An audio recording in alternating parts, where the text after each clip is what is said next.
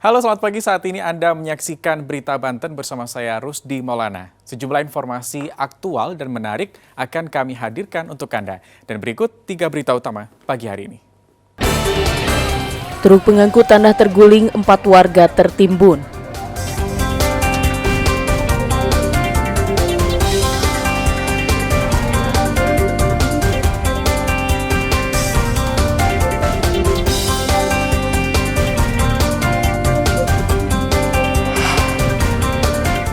Menteri Sosial soroti kasus TPPO dan kekerasan seksual.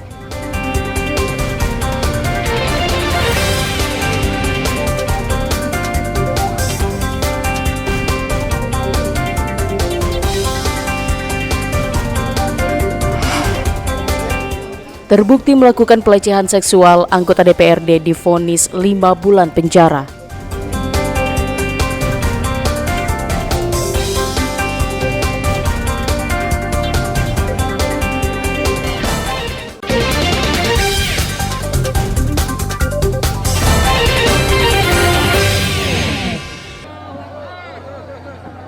Truk pengangkut pasir oleng setelah menabrak minibus di depannya.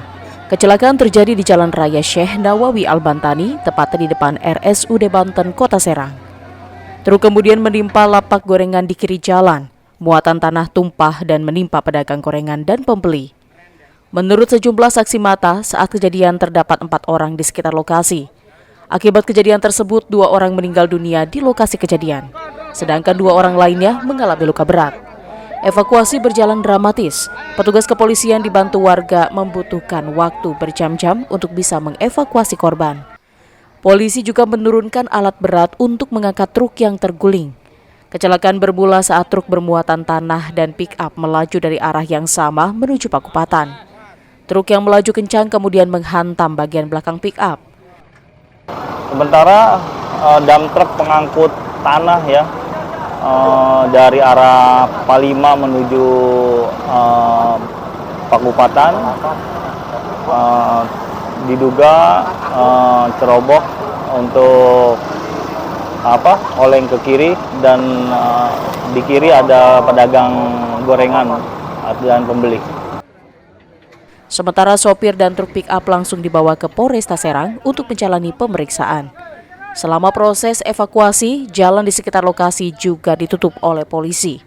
Diduga truk membawa pasir melebihi kapasitasnya. Ariel Maranus dan Rizal Ramdhani melaporkan dari Kota Serang. Menteri Sosial Tri Risma hari ini bertanya langsung pada 2 pelaku yang menjual anak di bawah umur di Kabupaten Pandeglang. Bensos emosi karena perbuatan keduanya sudah merusak masa depan korban. Kedua pelaku ditangkap anggota Satreskrim Polres Pandeglang di wilayah Kecamatan Sobang, Kabupaten Pandeglang. Bacong dan Ahmad Idris mengenal korban melalui media sosial. Korban diajak makan dan dibawa ke tempat hiburan malam di Kecamatan Panimbang, Pandeglang. Kedua korban yang masih duduk di bangku SMP dicekoki minuman keras dan dipaksa untuk melayani pelaku sebagai pekerja seks komersial atau PSK dengan imbalan Rp300.000. Menurut Mensos Tri Risma hari ini, korban akan dibawa ke rumah singgah yang ada di Jakarta agar penanganan psikologisnya dapat maksimal. Menerima laporan scanning dari media kami setiap hari, dan kami mendapatkan laporan tentang TPPO yang terjadi di Kabupaten Pandeglang.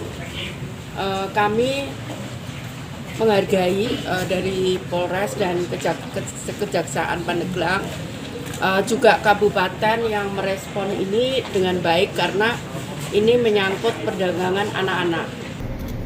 Akibat perbuatannya, kedua pelaku terjerat dengan Undang-Undang Perlindungan Perempuan dan Anak dengan ancaman 15 tahun penjara. Ariel Maranus dan Andre Sopian melaporkan dari Kabupaten Pandeglang. Sejumlah pimpinan Majelis Permusyawaratan Pengasuh Pesantren se-Indonesia atau MP3I Provinsi Banten menyampaikan pernyataan sikap atas polemik yang ditimbulkan oleh Panji Gumilang, pimpinan Ponpes Al Zaitun di Indramayu, Jawa Barat. Pimpinan Ponpes Al Zaitun tersebut dianggap sudah menyesatkan dan menuai kontroversi di kalangan masyarakat. Ada 5 tuntutan dan pernyataan yang disampaikan MP3I. Pertama, Panji Gumilang telah melanggar Undang-Undang tentang penyalahgunaan dan atau penodaan agama. Kedua, Ponpes Al Zaitun dan ajarannya telah menyimpang dari ajaran Islam. Ketiga, Panji Gumilang telah menafsirkan aturan agama tanpa dalil dari Al-Quran dan hadis. Keempat, Ponpes Al Zaitun telah menyimpang dari amaliyah dan syariah yang telah diamalkan atau dikerjakan oleh masyarakat sejak lama, dan menyatakan haram hukumnya memondokkan anak ke Ponpes Al Zaitun. Harapan kita, pemerintah, para penegak hukum, untuk segera menindaklanjuti polemik yang berkembang di masyarakat, terutama umat Islam, sehingga tidak terjadi hal-hal yang tidak kita inginkan. Pernyataan sikap tersebut disampaikan oleh Kiai Haji Ahmad Robiuddin, Ketua MP3I Provinsi Banten. MP3I juga mengimbau para orang tua santri untuk menarik anak-anak mereka dari Ponpes Al Zaitun. Ariel Maranus dan Saipul melaporkan dari Kabupaten Lebak. Sepekan jelang Hari Raya Idul Adha, harga daging ayam dan sapi terus mengalami lonjakan.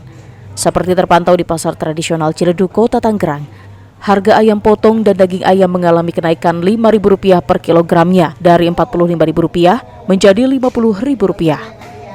Tak hanya daging ayam, daging sapi juga ikut mengalami kenaikan harga sebesar Rp10.000 per kilogram dari Rp125.000 menjadi Rp135.000 per kilogramnya. Kenaikan harga membuat sejumlah pedagang resah. Akibatnya omset berkurang dikarenakan sepi pembeli. Bibit ayam dikurangi, faktor bibit ayam dikurangi. Bibit ayam? Iya. Terus untuk omset penjualan sendiri bagaimana, Bang? Ya, gara-gara ayam naik, pasar jadi sepi. Soalnya bukan ayam doang yang naik, semua. Harga masih paling 14, 13, 5 paling mentok. Dari sebelumnya berapa dari lebaran Lebaran gitu? Harga 17 antara 16. Cuman nggak membat harga segitu karena sulit penjualannya. Semakin mendekati Hari Raya Idul Adha, para pedagang berharap pemerintah ikut campur tangan dalam menangani masalah ini agar stok ayam potong kembali normal. Ariel Maranus dan Taufik Saleh melaporkan dari Kota Tangerang.